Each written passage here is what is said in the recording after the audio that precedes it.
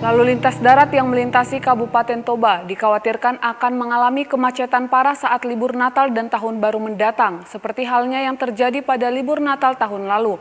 Kekhawatiran ini diakibatkan pembangunan tata kota Balige serta pembangunan jalan Balige bypass yang belum bisa dilalui. Kemacetan lalu lintas darat tahun ini diyakini akan lebih parah dari tahun sebelumnya. Selain karena kondisi jalan kota Balige yang kian menyempit, jumlah kendaraan juga semakin membludak. Sementara jumlah personil Dinas Perhubungan untuk mengatur lalu lintas tidak sebanyak personil di tahun lalu.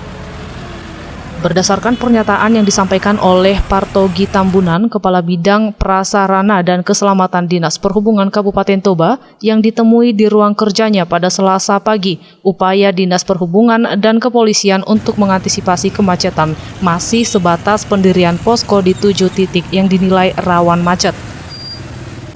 7 titik tersebut adalah Bundaran Balige, Objek Wisata Lumban Bulbul, Pelabuhan Balige, Simpang 4 Laguboti, Simpang 3 Silimbat, Terminal Porsea, dan Ajibata.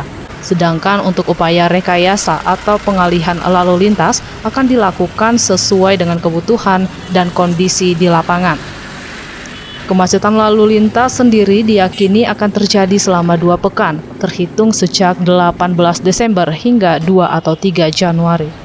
Jadi terkait penanganan lalu lintas menjelang hari Natal Tahun Baru, Dinas Perhubungan bekerjasama dengan Kepolisian Resort Toba itu secara rutin melakukan pengamanan lalu lintas.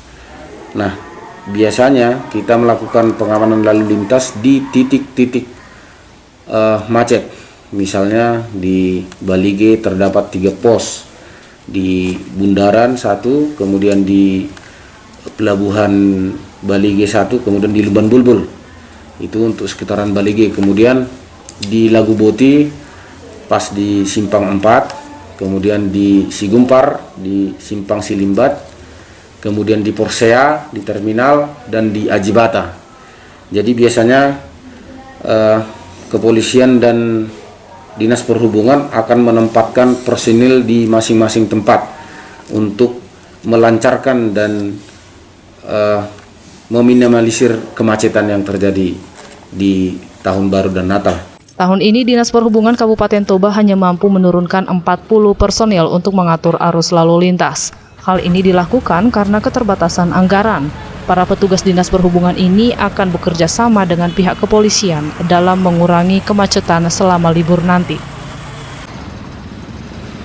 Dari Kecamatan Balige, Tim Toba TV melaporkan.